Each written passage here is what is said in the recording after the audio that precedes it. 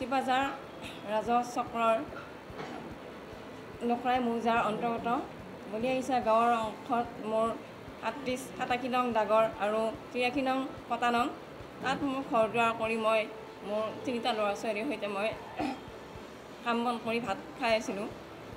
তাৰপিছত গোপালপুৰ নিৰ্বাসী ভৱেশ নাথৰ দেউতাক অৰবিন্দ নাথ, তাৰপিছত আৰু তেওঁলোকৰ পুত্ৰ কেশৱ নাথ, গোপাল নাথ, তেওঁলোকৰ আৰু ভৱেশ নাথৰ পুত্ৰ ডেভিড বিক্ৰম নাথে গুণ্ডা বাহিনী লৈ সেইদিনা 14/7/2024 তাৰিখৰ দিনা ৰাতিপুৱা 9 মান বজাত মোৰ ঘৰৰ চৌহদৰ বেৰ অংশত সোমাই গোটেই লণ্ড বন্ধ কৰি কাটি চিঙি গুণ্ডা মাৰি দিলে। আৰু লগতে মই মোৰ মাইনাজনী মই ঘৰৰ ভিতৰত সোমাই আছিলোঁ।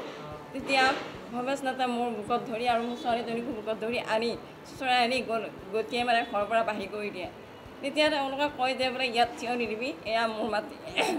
আমি তেতিয়া ভয়ত পলাই দৌৰ মাৰিলোঁ আৰু মই ভাবিলোঁ যে মই এনেকৈ থাকিলে কি হ'ব। লগে লগে সেই অৱস্থাৰে মই চিপাঝাৰ থানাত গ'লোঁ, আৰক্ষী বিষয়াক মই লগে লগে এজাহাৰ দিলোঁ। আৰু মই সেই অৱস্থাত মই লগে লগে ফোন কৰিছিলোঁ চিপাঝাৰ থানাৰ অচিলৈকে মুকুল হাজৰিকা, তাৰপিছত আৰু পৰেশ কলিতা ছাৰকো মই মানে লগে লগে ফোন কৰি জনালোঁ বোলে এনেকুৱা এনেকুৱা হৈছে, কি কৰিব। তেতিয়া তেওঁলোকে কৈছে বোলে হেৰি কৰিব, এজাহাৰ দিব লাগিব, এটা লিখিত দিব লাগিব, তেনেকৈ ক'লে। ঠিকে আছে, মই লগে লগে যাই লিখিত দাখিল কৰিলোঁ, কিন্তু তেওঁলোকে কোনো ধৰণৰ মানে ব্যৱস্থা নল'লে আৰু চাবও নাহিল। ইতিমধ্যে মোৰ ঘৰ দুৱাৰ ভাঙি চিঙি উভাৰ ভাৰ হৈ গ'ল। থাকিলোঁ তেনেকৈ এসপ্তাহমান যোৱাৰ পিছত আকৌ মই 21/7/2024 তাৰিখে আকৌ এখন মই এজাহাৰ দাখিল কৰিলোঁ, কিন্তু তেওঁলোকে কোনো ধৰণৰ মানে তদন্ত নকৰিলে আৰু চাবও নাহিল। এতিয়া মই নিৰুপায়, মই কি কৰিম, মোৰতো উপায় নাই। 3টা ল'ৰা ছোৱালীৰ সৈতে মই কি কৰিম এতিয়া, থাকিব সন্মান নাই।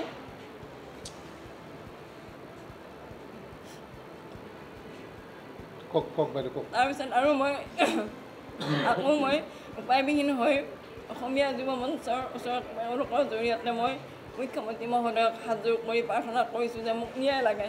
মই বিধৱা মহিলা, মোৰ স্বামী ঢুকাব 10 বছৰ হৈছে, মোৰ এতিয়া উপায় নাই। মই কেনেকৈ চলিম, মোৰতো মৰাৰ বাহিৰে একো উপায় নাই, গতিকে মোক ন্যায় লাগে। এই বাইদেউ তেওঁ যি ঘৰ বাৰী আছিলে, মাটি আছিলে, কেইজনমান ভেয়নীয়া গুণ্ডাৰে তেওঁ ঘৰ বাৰী ভাঙি আৰু এই বাইদেউক লগতে ছোৱালীগৰাকীক মাৰপিট কৰিছে আৰু মাৰপিট কৰি ঘৰ ভাঙি পানীত পেলাই দিছে। আৰু পানীত পেলাই দিয়াৰ পিছত তেওঁলোকৰ যোৱা 14 তাৰিখে এই ঘটনা হৈ গৈছিলে, 14/7/2024 তাৰিখে জুলাই মাহত।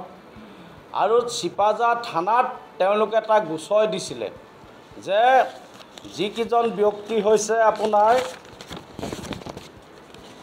গোপালপুৰৰ নিবাসী অৰবিন্দ নাথ পুত্ৰ শ্ৰী ভৱেশ নাথে 10-12 জনীয়া দল আহি এই বাইদেউক অত্যাচাৰ চলাই ঘৰ দুৱাৰ ভাঙি দিছিলে। সেই সংক্ৰান্তত চিপাঝাৰ আৰক্ষীক এখন এজাহাৰ দাখিল কৰিছিলে আৰু আৰক্ষীক খবৰ দিয়াৰ পিছতো আৰক্ষীয়ে সেই স্থানত উপস্থিত নহ'ল।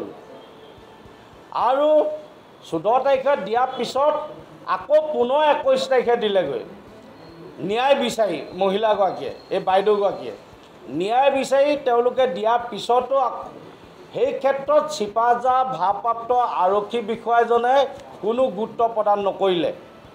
কাৰণ কি, এই ভেয়নীয়া গুণ্ডা বাহিনী গোপালপুৰৰ যি ভৱেশ নাথ নামৰ যিজন নেতৃত্বত অহা 12-10 জনীয়া দলক আৰক্ষীয়ে গ্ৰেপ্তাৰ কৰিব পৰা নাই আজি পৰ্যন্তলৈকে। ইয়াত কি ৰহস্য সোমাই আছে? আৰু আৰক্ষী বিষয়াজন এনেকুৱাই মানে বিষয়া, কোনো কাৰণতে মানুহৰ কথা বতৰাবিলাক নুশুনে। আজি এগৰাকী মহিলাৰ কথাও শুনা নাই, যিগৰাকী মহিলা হয়তো সেই সময়ত তেওঁক হত্যা কৰিলেহেঁতেন।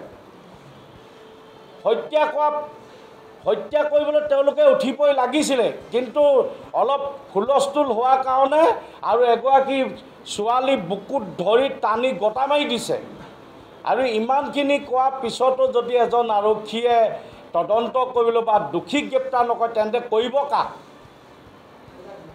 এই ঘোষখোৰ আৰক্ষী বিষয়াজনক শাস্তিমূলক ব্যৱস্থা ল'বলৈ আজি আমি সংবাদমেল যোগেদি আমাৰ মাননীয় মুখ্যমন্ত্ৰী মহোদয়, মাননীয় আৰক্ষী সঞ্চালক প্ৰধান ডাঙৰীয়াক আমি অনুৰোধ জনাইছোঁ